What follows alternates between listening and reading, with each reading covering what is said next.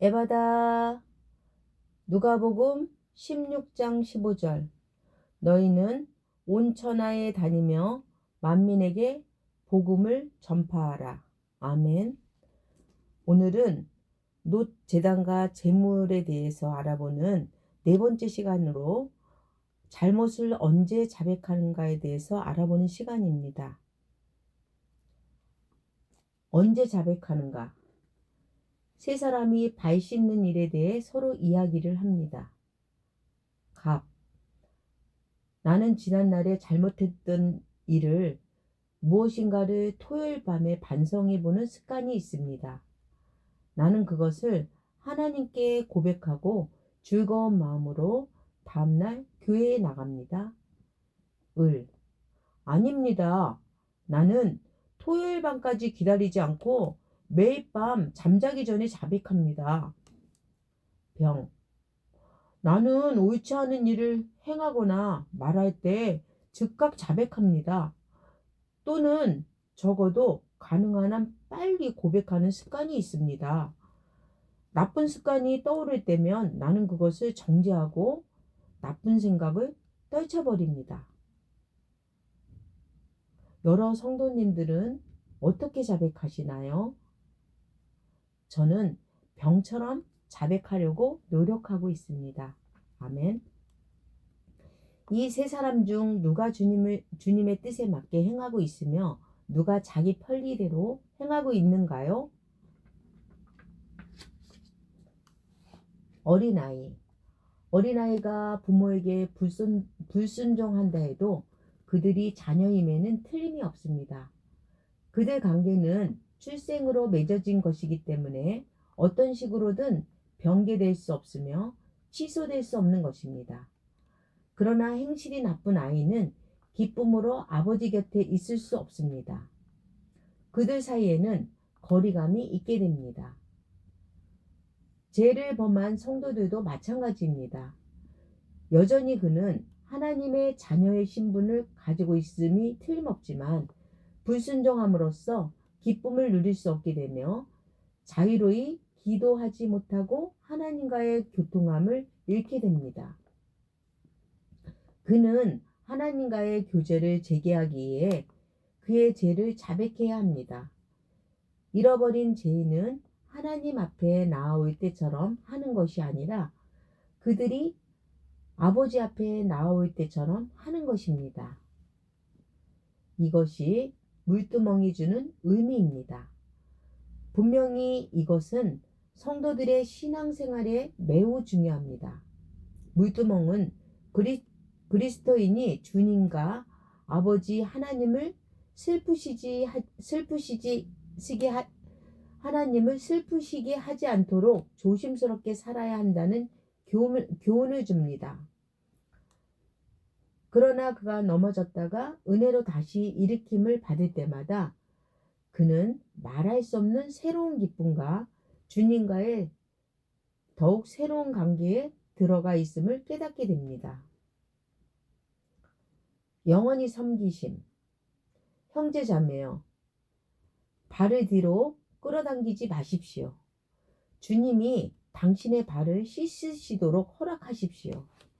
그분과의 관계를 회복하기 위해 그분과만 함께 있을 수 있는 방으로 항상 들어가십시오. 그렇지 않으면 주님은 근심하시게 되지만 당신이 그렇게 할 때 주님은 기뻐하십니다. 진실로 당신이 완전히 그분 곁에 계시지 않으면 그분은 기뻐하시지 않습니다. 그분을 향하여 마음을 활짝 여십시오. 당신의 기쁨을 가로막는 모든 것을 송두리째 제거하시도록 그분에게 허락하십시오. 그렇게 하지 않겠습니까? 그러면 당신의 생애에 더 많은 능력과 축복이 임할 것이며 그분을 위하여 더 많은 열매를 맺어드릴 수 있을 것입니다. 말로 다할 수 없는 우리 주님의 크신 사랑이여.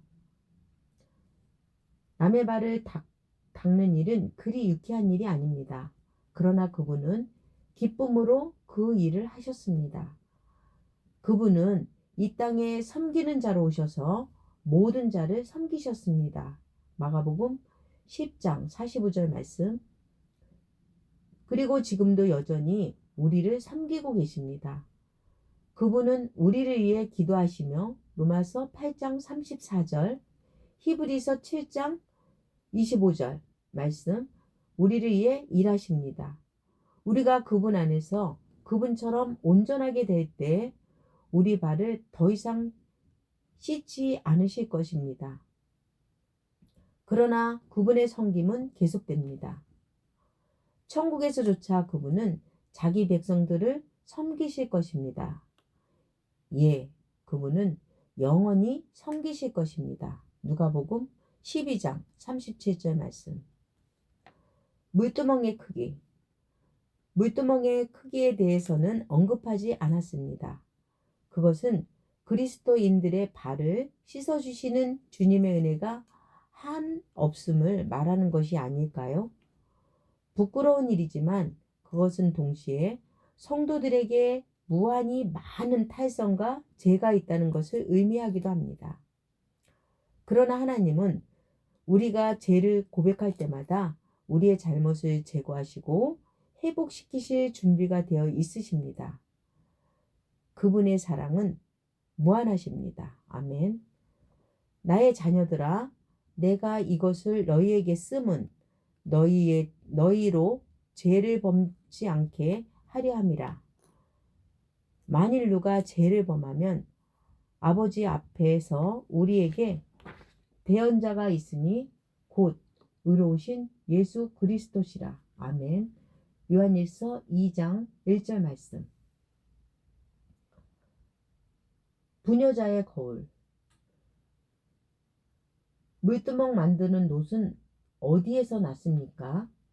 여자들의 거울로 물두멍을 만들었습니다. 출애굽기 38장 8절 말씀.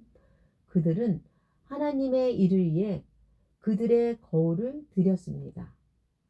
당시에는 유리가 없었기 때문에 매끄럽게 다듬은 놋으로 거울을 만들어 썼습니다. 전에 이 거울들은 무엇에 쓰였던가요? 여자들은 이 거울로 자신을 살펴보고 아마도 기분을 내기도 했을 것입니다. 이렇게 그들의 맵심내는 데 쓰였던 거울이 이제는 더 좋은 목적을 위해 드려진 것입니다. 거울을 하나님께 바쳐 하나님 전에 소중한 성물로 만들도록 했습니다. 사실 그것들로부터 하나의 새로운 거울이 만들어진 셈인데 이번에는 자신을 판단하고 결점들을 더 잘 볼 수 있도록 하기 위해 쓰인 것입니다. 물로 비유된 하나님의 말씀 안에서 우리 자신을 테스트해보고 비춰보고 관찰해야 합니다. 이렇게 함으로써 발견된 잘못들은 제거되고 깨끗하게 될 것입니다. 아멘. 여자들은 자기 놋 거울을 하나님 전에 바쳤습니다. 우리 하나님께 모든 것을 드렸던가요? 우리도 하나님께 모든 것을 드렸던가요? 하나님은 우리에게 재능과 지혜를 주셨습니다. 아멘. 우리는 그것을 방치해두고 있거나 자기 자신을 위해 쓰고 있지 않지는 자기 자신을 위해 쓰고 있지는 않습니까? 아니면 하나님을 섬기는 데 사용하고 있습니까? 그러면 그분은 그것을 사용하셔서 더욱 아름다운 것들을 만들어내실 것입니다. 그분은 당신이 드린 것을 바꾸어 정결하게 하여 그분의 존귀와 영광을 위해 사용하실 것입니다. 아멘.